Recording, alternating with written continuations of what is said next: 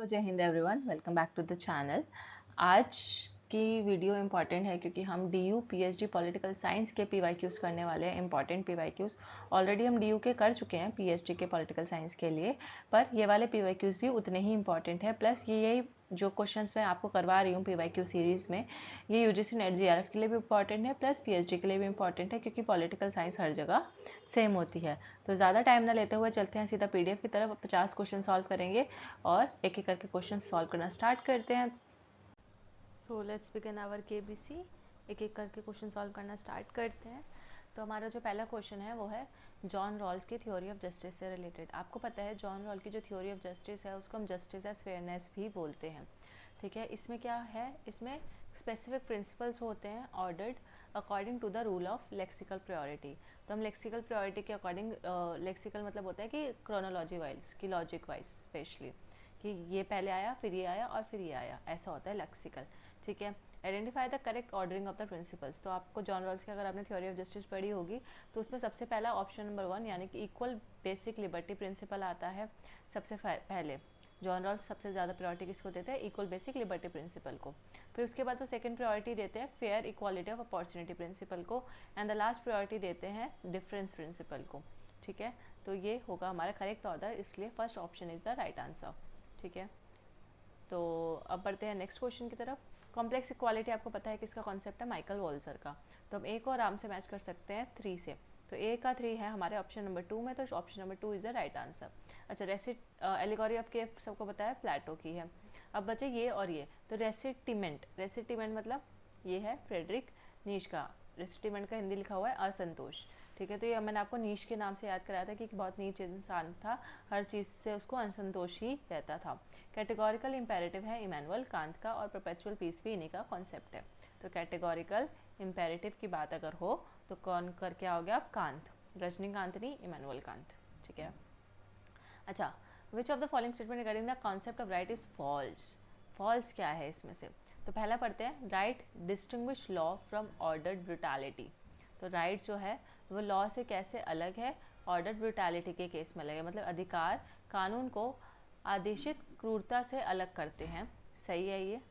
Second, a government that does not take right seriously, एक ऐसी सरकार जो हमारे हक को, हमारे अधिकारों को सीरियसली नहीं लेती, then it does not take law seriously either. तो वो लॉ को भी सीरियसली नहीं लेगी अगर वो हमारे राइट्स को सीरियसली नहीं लेगी, तो ये भी सही। Question number, option number 3, rights exemplify the promise of the majority. तो राइट्स जो हैं क्या करते हैं? अधिकार हमारे मेजॉरिटी के प्रति बहुसंख्यक के इस वादे का उदाहरण है। ठीक है, टुवर्ड्स द माइनॉरिटी, ठीक है, कि मेजॉरिटी का क्या, माइनॉरिटी की तरफ क्या वो है प्रॉमिस एक तरीके से। ठीक है, then that the letters dignity and the equality would be respected. अगर जब तक मेजॉरिटी माइनॉरिटी की तरफ अपना उत्तरदायित्व नहीं निभाएगी तब तक जो माइनॉरिटी, यहाँ लेटर, यहाँ पे मतलब माइनॉरिटी के लिए वर्ड यूज़ हुआ है, लेटर होता है ना बाद में, तो बाद में कौन सा वर्ड आ रहा है? माइनॉरिटी। तब तक माइनॉरिटी की जो रिलेटेड डिग्निटी और इक्वालिटी है उसको रिस्पेक्ट नहीं मिलेगी। ठीक है, अगर आप मेजॉरिटी माइनॉरिटीज़ की तरफ अपने प्रोमिस निभाएगी, उनके राइट्स को उनको एक्सरसाइज करने देगी, तब जो माइनॉरिटीज़ हैं वो भी रिस्पेक्टेड फील करेंगे, उनको भी डिग्निटी मिलेगी, उनको भी इक्वालिटी मिलेगी। तो ये भी क्या है? सही। Fourth option, rights are the will of the power elite in a democratic society. तो क्या राइट्स सिर्फ पावर एलीट के पास होते हैं? तो नहीं, तो ये ऑप्शन पूछा था आपसे फॉल्स, तो ये गलत है। तो इसका आंसर था क्वेश्चन नंबर 4, यानी कि ये वाला ऑप्शन ID सही आंसर है इसका। Difference between Thomas Hobbes social contract and John Rawl का सोशल कॉन्ट्रैक्ट्स में क्या डिफरेंस है?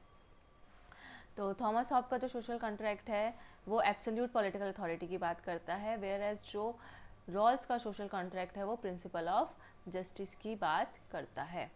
ठीक है, बढ़ते हैं नेक्स्ट क्वेश्चन की तरफ, क्वेश्चन नंबर 5। बाकी ऑप्शन सारे गलत थे तो इसलिए हमें पढ़ने की भी ज़रूरत नहीं है। So question number 5, among the following options which theoretical framework criticizes liberalism? इनमें से ऐसा क्या है जो लिबरलिज्म को क्रिटिसाइज करता है, और क्यों क्रिटिसाइज करता है? For trying to secure for people only their political emancipation. वो इस बात पे क्रिटिसाइज करता है कि जो लिबरलिज्म है ना वो हमेशा सिर्फ पॉलिटिकल इमेंसिपेशन को ही सिक्योर करने की बात करता है, मतलब राजनीतिक, मेरे को इसका हिंदी नहीं पता, आप हिंदी में पढ़ लो, कि कौन सा सैद्धांतिक ढांचा लोगों के लिए केवल उनकी राजनीतिक मुक्ति के सुरक्षित करने के प्रयास के लिए उदारवाद की आलोचना करता है।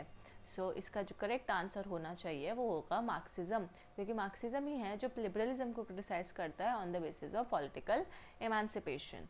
देन क्वेश्चन नंबर 6 हेगेलियन, ये हिगल की स्टेटमेंट है। हिगल ने ये बोला है the owl of Minerva takes its flight only when the shades of night are gathering, imply when it is read with respect to political theory। तो ये political theory में ये स्टेटमेंट है किसकी, हिगल की। द आउल ऑफ मिनर्वा, मतलब Minerva का उल्लू केवल रात के समय में ही उड़ान भरता है, ठीक है, ये इसका कहने का मतलब था। अब ये जो लाइन है इसका मीनिंग क्या है ये पूछा गया है, तो आप इसका मीनिंग ये है, option number 1, political theory appears only after political reality has at least completed it's formative stages.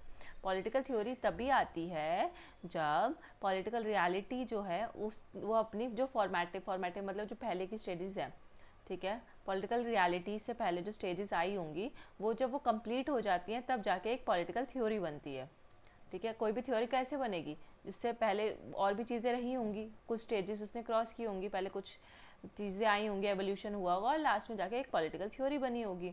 तो यही जो हिगल था वो इस बात से यही समझाना चाहता था कि जो मिनर्वा का उल्लू है केवल रात के समय ही उड़ान भरता है जब इसे राजनीतिक सिद्धांत के संबंध में पढ़ा जाता है। तो इसका क्या अर्थ है, ठीक है, अब आपको समझ आ गया। राजनीतिक सिद्धांत तभी प्रकट होता है जब राजनीतिक वास्तविकता कम से कम अपने प्रारंभिक चरणों को पूरा कर लेती है।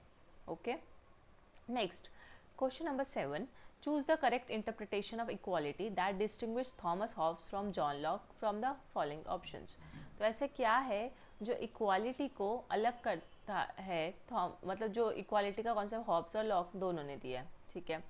अब हॉब्स का इंटरप्रिटेशन इक्वालिटी को लेकर और जॉन लॉक का इंटरप्रिटेशन इक्वालिटी को लेकर कैसे अलग है, दोनों में क्या डिफरेंस है वो पूछा है। तो इसका करेक्ट अब पूछा है तो करेक्ट ऑप्शन इसका होना चाहिए 4 कह रही हूँ सॉरी, ऑप्शन नंबर 2 यानी कि फॉर हॉब्स इक्वालिटी का मतलब है, हम बाकी 3 ऑप्शन इसलिए नहीं पढ़ रहे क्योंकि वो गलत है, ठीक है। सो हॉब्स का इक्वालिटी का मतलब क्या है, equality entails a claim regarding the mental and physical capabilities of all people. तो हॉब्स कहता था इक्वालिटी का मतलब है कि जो सारे लोग हैं, जितने भी लोग हैं, वो फिजिकली और मेंटली क्या हो, इक्वल हों, ठीक है, उनकी कैपेबिलिटीज़ एक जैसी हों। वाइल जो जॉन लॉक है वो बोलते हैं इक्वालिटी का मतलब है एक ऐसा moral claim about their rights, ठीक है। तो ये बहुत फेमस स्टेटमेंट है जॉन लॉक की, moral claim about their rights. तो यहाँ पे ऊपर वाले किसी में डिस्क्रिप्टिव क्लेम लिखा है, किसी में कुछ लिखा है, यहाँ पे देखो डिस्क्रिप्टिव क्लेम लिखा है, यहाँ पे क्वेश्चन लिखा है। बल्कि लॉक वो हमेशा बोलते हैं कि इक्वालिटी एक हमारा मोरल अधिकार है, ठीक है, हमारे राइट्स को लेकर। तो वो इक्वालिटी एक तरीके क्या है, हमारा राइट है, वो भी मोरल राइट है एक तरीके से। और हॉब्स बोलते हैं हमारा मेंटल और फिजिकल कैपेबिलिटी सबकी एक जैसी होनी चाहिए, वही इक्वालिटी है। Question number 8, in Abraham Lincoln's definition of democracy, government of the people, by the people, for the people, ये हमने हमेशा से पढ़ी है डेमोक्रेसी की स्टेटमेंट, ठीक है। What does it's second feature, जो सेकंड फीचर है यानी कि गवर्नमेंट फॉर द पीपल, इसका मतलब क्या है। तो गवर्नमेंट फॉर द पीपल का मतलब है the notion of public interest and the idea that the government benefits the people, कि फॉर द पीपल मतलब लोगों के लिए, लोगों के लिए का मतलब कि हम लोगों के लिए काम करेंगे, लोगों के इंटरेस्ट में काम करेंगे, उनके बेनिफिट के लिए काम करेंगे, irrespective of whether they themselves rule और नॉट। और हम ये नहीं देखेंगे कि वो बंदा अपने आप को खुद रूल करने की क्षमता रखता है कि नहीं, चाहे वो बहुत रिच हो, चाहे वो उसको हमारी सरकार की ज़रूरत ना हो, चाहे वो बहुत पुअर हो जिसको सरकार की ज़रूरत हो, हम ये नहीं रिच पुअर मिडिल क्लास ये सब नहीं देखेंगे। हमारा काम है फॉर द पीपल, मतलब इन लोगों के इंटरेस्ट के लिए काम करना, उनके बेनिफिट के लिए काम करना, फिर चाहे वो कोई भी हो, चाहे उसमें क्षमता हो अपने आप को रूल करने की या फिर ना हो। तो ये होता है इसका मतलब फॉर द पीपल का मतलब। Easy question, which of the following option is not a function of analytical political theory. तो एनालिटिकल पॉलिटिकल थ्योरी में क्या नहीं होता, पहले हम देख लेते हैं क्या क्या होता है। तो इवैल्यूएशन, सही बात है, जो अगर आप एनालाइज कर रहे हो पॉलिटिकल थ्योरी को, एनालिटिकल है तो आप इवैल्यूएट तो करोगी, फिर आप एनालाइज कर, अब आपको इवैल्यूएट करना है तो आप एक्सप्लेन भी करोगे, पहले उसका एक्सप्लेनेशन भी उतना ही इंपॉर्टेंट है, प्रिस्क्रिप्शन भी उतना ही इंपॉर्टेंट है, प्रिस्क्राइब करना, निर्धारण करना, निर्धारण, हाँ। देन प्रिडिक्शन, अनुमान लगाना एनालिसिस से कोई लेना देना नहीं है, तो प्रिडिक्शन इज नॉट इम्पॉर्टेंट, बाकी 3 चीज़ें इंपॉर्टेंट थी। Question number 10, what is the difference between procedural justice and substantive justice. हमेशा आप स्कूल से पढ़ते आ रहे हो प्रोसीजरल जस्टिस, सब्सटैंटिव जस्टिस हमेशा से पढ़ा है आपने।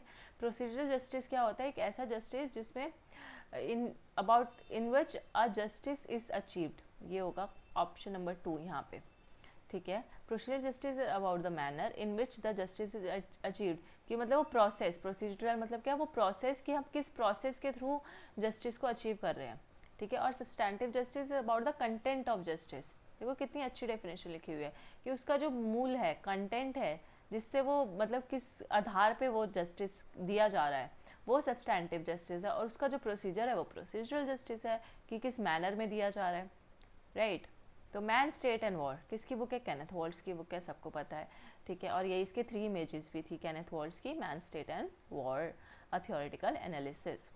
विच of the following belief do neo liberal share with neo realist. तो अब इसमें सिंपल सा पूछा है कि नियो लिबरल और नियो रियलिस्ट में क्या सिमिलैरिटी है। तो दोनों ही नियो लिबरल्स और नियो रियलिस्ट मानते हैं कि एनार्की एग्जिस्ट करती है इंटरनेशनल रिलेशंस में, एंड स्टेट्स जो है उसमें सेंटर रोल प्ले करते हैं, मतलब स्टेट्स की सेंट्रलिटी होती है। सो ये था हमारा नियो लिबरल और नियो रियलिस्ट में एक similarity. According to Foucault, power knowledge relationship is, तो मैंने आपको माइकल फूको करवा दिया था ऑलरेडी, तो उसमें मैंने पावर नॉलेज रिलेशनशिप भी बताया था। तो पावर नॉलेज रिलेशनशिप क्या होता है? म्यूचुअल होता है आपस में। तो म्यूचुअल कहाँ है इसमें? ये रहा ऑप्शन नंबर 3। तो म्यूचुअली कॉन्स्टिट्यूटिव ये होता है, ठीक है। तो पावर और नॉलेज का क्या सा रिलेशन है? म्यूचुअल रिलेशनशिप है। कौन कहता है ये? माइकल फूको कहते हैं। Which of the following is the most important component of the intellectual movement called enlightenment? अब इसी क्वेश्चन में से एक और क्वेश्चन बन सकता है कि इंटेलेक्चुअल मूवमेंट क्या था। तो हमें याद रखना है कि इंटेलेक्चुअल मूवमेंट हम किसको बोलते हैं? इनलाइटनमेंट को बोलते हैं। और सबसे इंपॉर्टेंट कंपोनेंट क्या है इनलाइटनमेंट का? तो रीजन एंड रैशनैलिटी। सही बात है ना, जब वहाँ पे साइंस वगैरह डेवलप हो रही थी इनलाइटनमेंट पीरियड के टाइम में, साइंस एंड टेक्नोलॉजी अपने राइज कर रहा था, तो सबसे ज़्यादा साइंस एंड टेक्नोलॉजी में क्या आएगा? रीजन और rationality. Then what does the concept of dialectic mean in Marxism? तो मार्क्सिज्म में हमने डायलेक्टिक मटेरियलिज्म पढ़ा है आपने, मार्क्सिज्म में डायलेक्टिक मटेरियलिज्म। तो उसमें जो डायलेक्टिक वर्ड है उसका क्या मीनिंग है? तो ऑब्वियसली डायलेक्टिक वर्ड का मीनिंग है को एग्जिस्टेंस ऑफ कॉन्ट्राडिक्शन, कि कॉन्ट्राडिक्शन जो है वो क्या है? एक साथ को एग्जिस्ट करते हैं, एक ही, यानी कि यहाँ पे लिखा हुआ है अंतर विरोधों का अस्तित्व, ठीक है। अगर आपको नहीं दिख रहा तो आप जूम करके भी देख सकते हो, अगर हिंदी में देखने में प्रॉब्लम आ रही हो तो।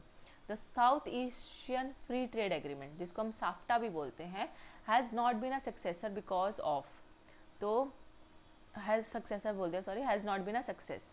तो South Asian free trade agreement जो था वो फेल हो गया था या सक्सेसफुल नहीं हो पाया, क्यों? तो यहाँ पे 4 ऑप्शन लिखे हुए हैं, ए, बी, सी और डी। तो आपको यहाँ, और ये जो आंसर बताना है आपको, इनमें से बताना है ए, बी, ए, सी, बी, सी या ए, बी, सी। तो पहले ऑप्शन पढ़ लेते हैं।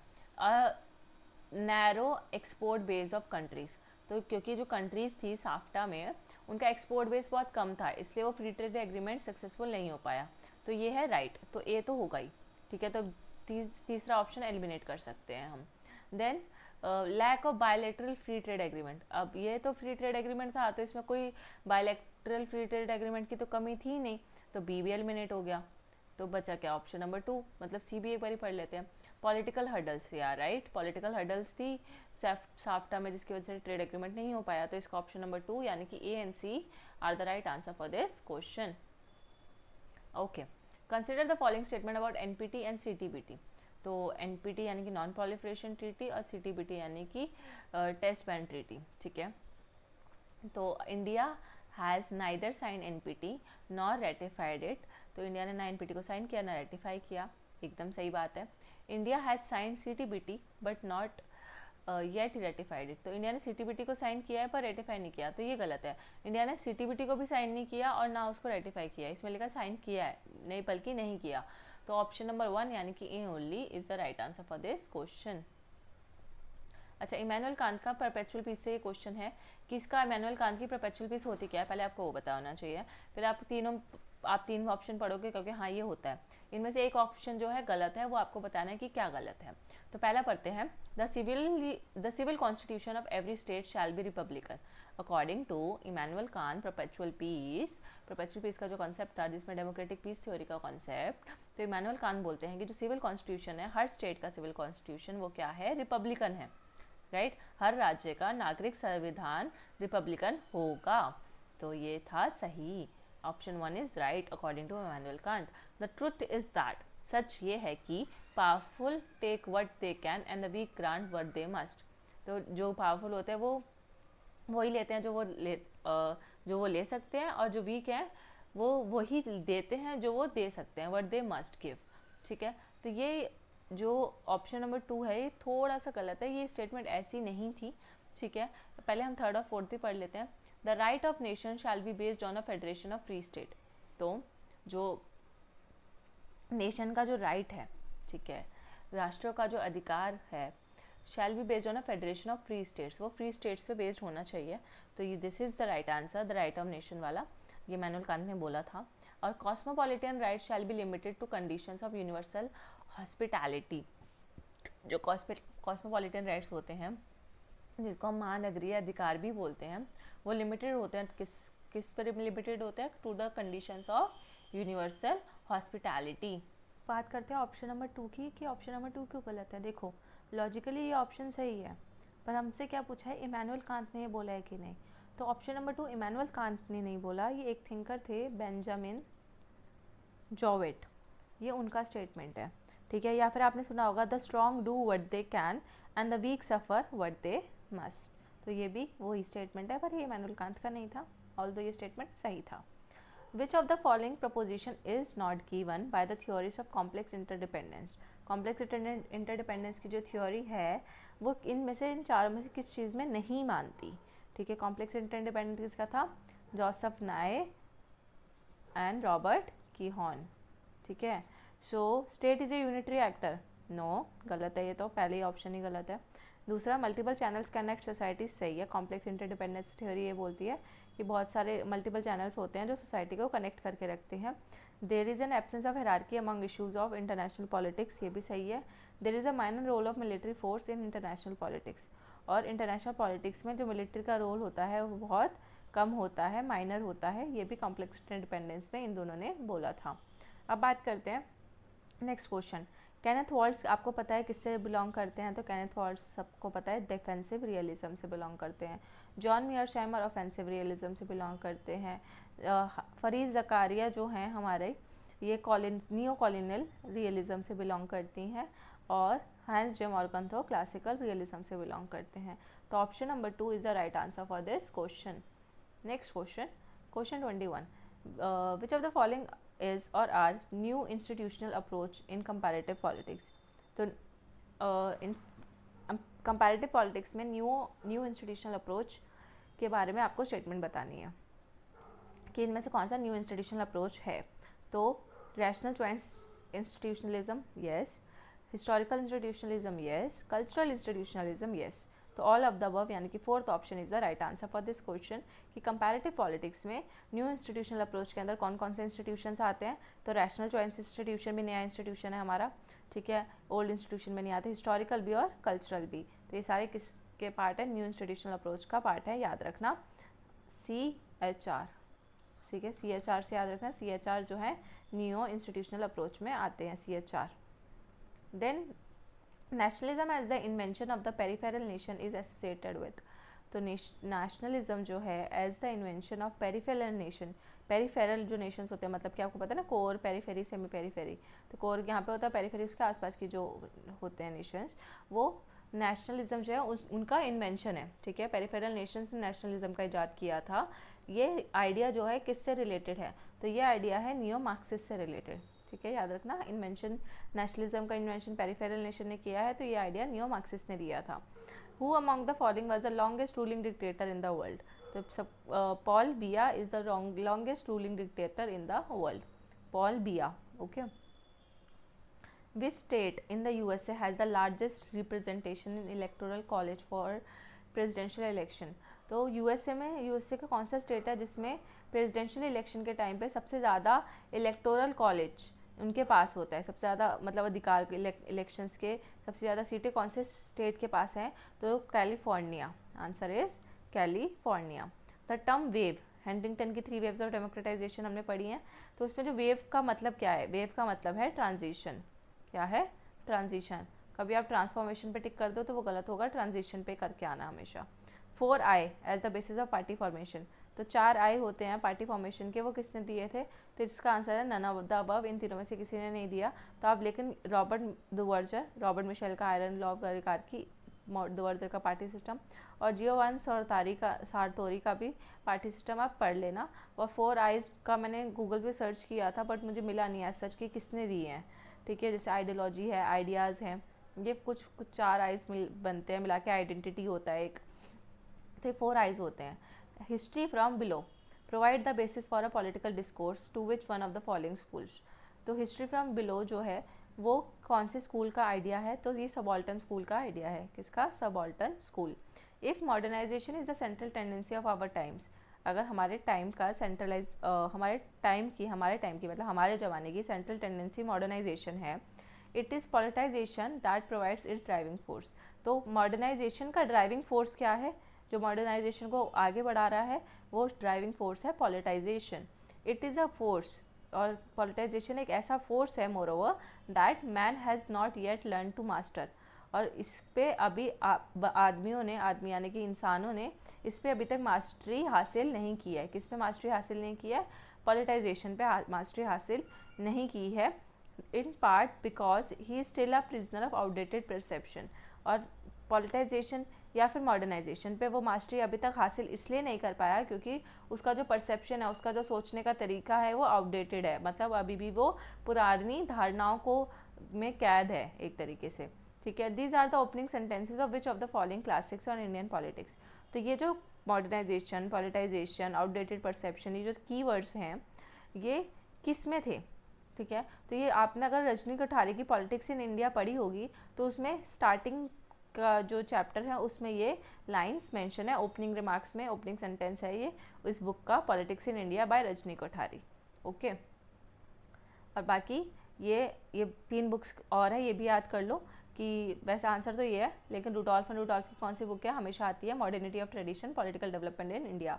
तो मॉडर्निटी ऑफ ट्रेडिशन किसकी बुक है अगर पूछा जाए? तो रुडोल्फ एंड रुडोल्फ की।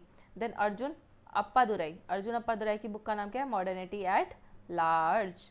अप्पा जो है हमारे अप्पा यानी कि पप्पा, वो बहुत लार्ज टाइम मतलब बहुत लार्ज लेवल पे मॉडर्निटी फॉलो करते हैं, ऐसे याद रख लो। अर्जुन जो है वो लार्ज लेवल पे मॉडर्निटी को एक्सरसाइज करते हैं। तो मॉडर्निटी एट लार्ज, अप्पादुराई की रुडोल्फ का मॉडर्निटी और ट्रेडिशन, रजनी कोठारी का पॉलिटिक्स इन इंडिया, और tradition, tyrannies and utopias, essays in politics of awareness, ये किसकी बुक है? आशीष नंदी की। तो आशीष नंदी जो है, या नंदी आपको पता है जो शिव जी के हैं, तो उसमें ये बात करते हैं ट्रेडिशंस की, हमारे टेरेनीज की, यूथोपियाज की, या और essays in politics of awareness, ये पूरी बुक का नाम है essays in politics of awareness.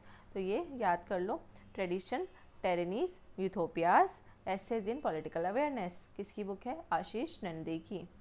29. Which among the following is not the feature of nation as an imagined community as defined by Benedict Anderson?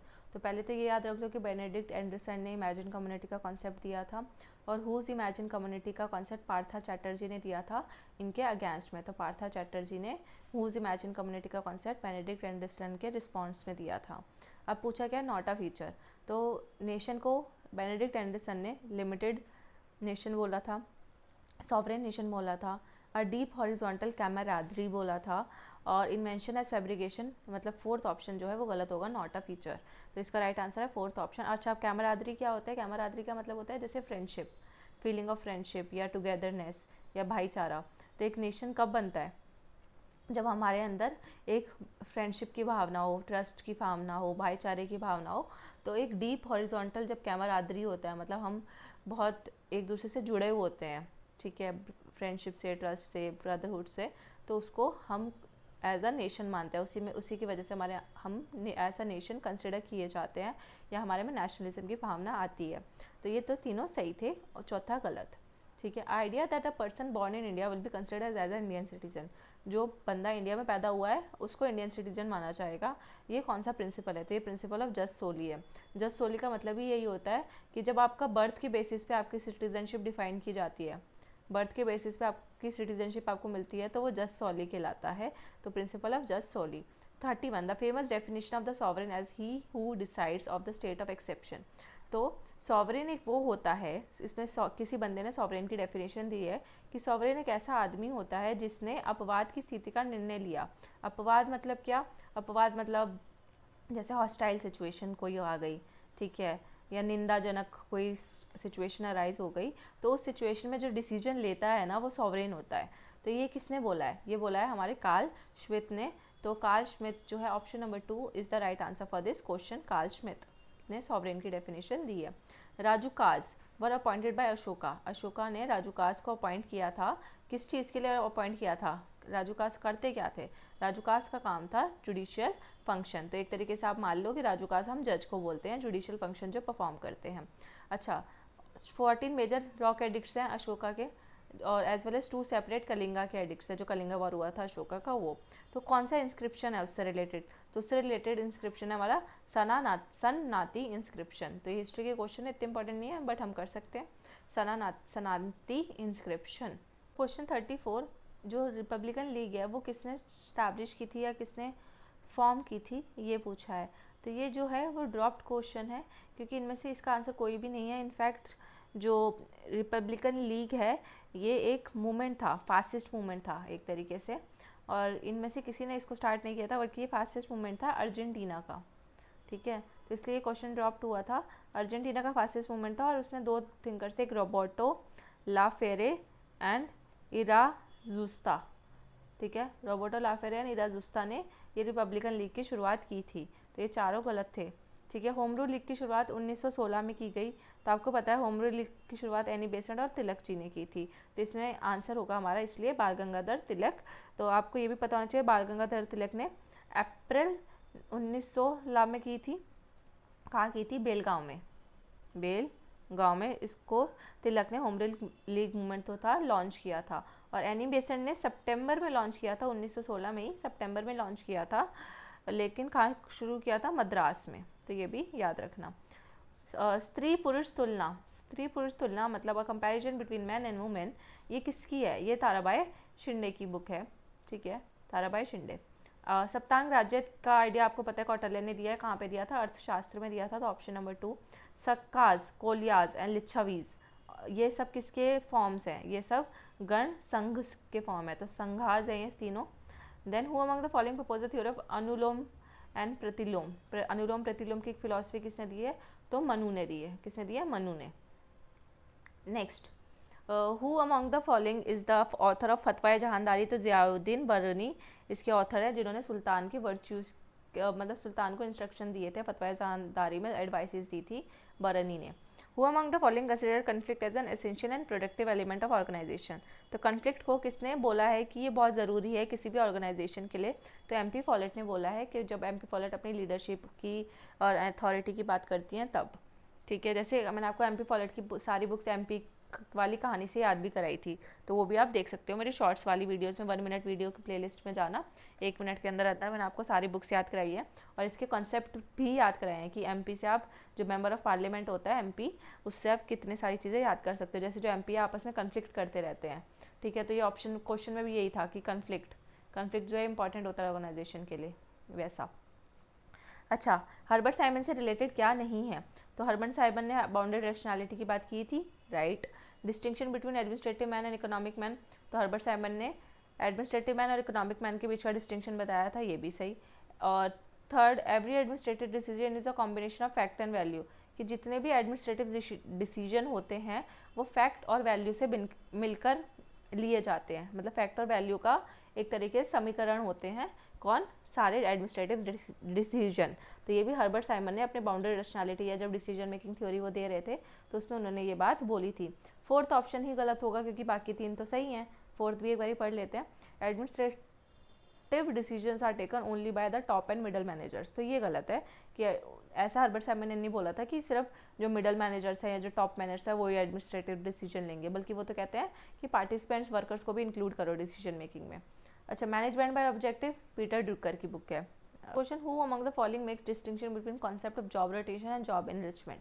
तो जॉब रोटेशन और job enrichment का concept के बीच में डिस्टिंक्शन मतलब कि भेदभाव या फिर इसके बीच में डिफरेंस किसने बताया था? तो ये बताया था हमारे फ्रेडरिक हर्ट्ज़बर्ग ने। किसने? फ्रेडरिक हर्ट्ज़बर्ग ने इन दोनों के बीच का डिफरेंस बताया था, जिन्होंने हाइजीन थ्योरी भी दी थी आई गेस, है ना, हाइजीन थ्योरी भी नहीं की थी।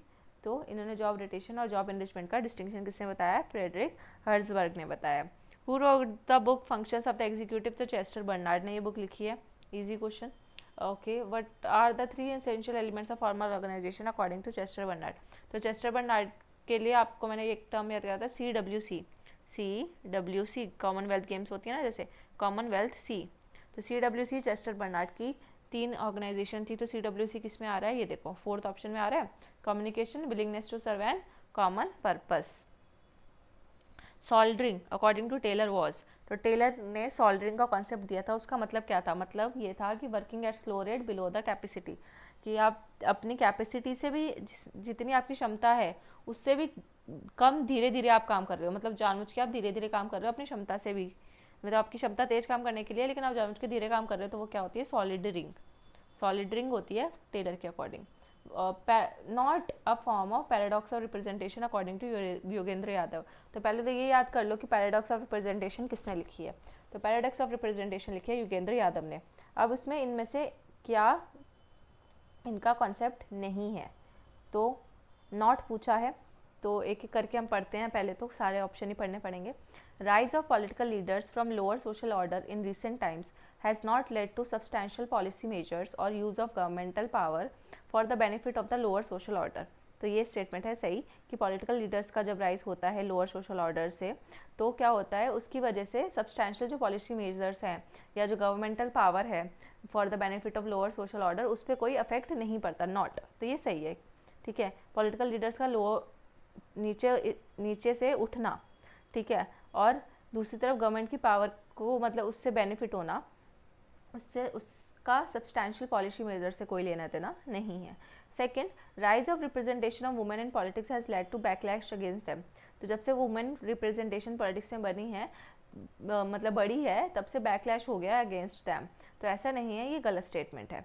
देन ऐसा योगेंद्र यादव ने नहीं बोला था। तो ऑब्वियसली 3 और 4 सही स्टेटमेंट। पढ़ लेते हैं। Rise in political representation of some backward community, sorry हो, तो जब पॉलिटिकल रिप्रेजेंटेशन जो है कुछ कम्युनिटीज़ की, बैकवर्ड कम्युनिटीज़ की,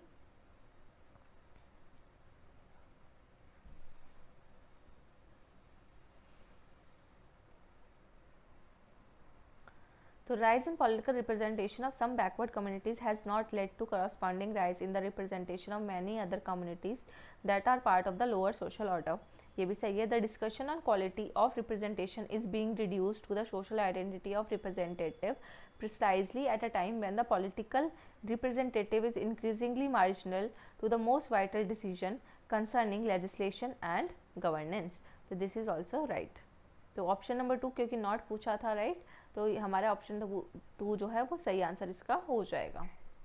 पैराडॉक्स ऑफ रिप्रेजेंटेशन में ये बात नहीं बोली गई थी, वुमेन से रिलेटेड बात नहीं बोली गई थी, बाकी सारी बोली गई थी, तो वो याद रखो. Then 49, which of this commission was appointed for the review of center state relation in India. तो सेंटर स्टेट रिलेशन के लिए कौन कौन सी कमीशन थी? तो Sarkaria commission, Verma commission, Punchhi commission और डी तो है नहीं, तो 3 ही है. तो पुंछी कमीशन थी और सरकारिया भी थी, तो वर्मा कमीशन नहीं थी, तो इसका आंसर होना चाहिए ए और सी. तो ए और सी है हमारा 4th ऑप्शन में. This is the right answer. 50, who argued that Indian seems to be forming their notion of common citizenship.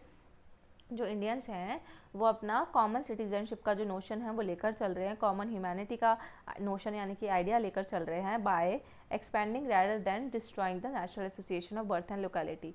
तो वो अपने बर्थ एंड लोकेलिटी के जो एसोसिएशन है वो अपने बर्थ की वजह से एक तो आपस में रिलेटेड है, एसोसिएटेड है लोग, और अपनी लोकेलिटी क्योंकि वो आसपास उनकी जो लोकेलिटी है वो सेम है, ठीक है, जगह सेम है, इन्वायरमेंट सेम है, इसलिए वो एसोसिएटेड है, वो उस चीज़ को एक्सपेंड कर रहे हैं ना कि डिस्ट्रॉय. तो इंडियंस जो कि ये कोई बंदे ऐसे हैं जो भी ये स्टेटमेंट बोल रहा है कि वो तारीफ़ कर रहा है इंडिया की, तो इनमें से वो कौन हो सकता है? अब आपको पता है रुडोल्फ इंडिया के दौरे पे आए थे और उन्होंने इंडिया को पूरी स्टडी की थी और उनके बारे में बहुत अच्छी अच्छी बातें भी लिखी थी. तो इसका आंसर हम थोड़ा से लगा के रुडोल्फ भी कर सकते हैं, ठीक है. और अगर नहीं तो आपको ये याद कर लो, अगली बार से याद रहना चाहिए. तो Rudolph is the right answer for this question.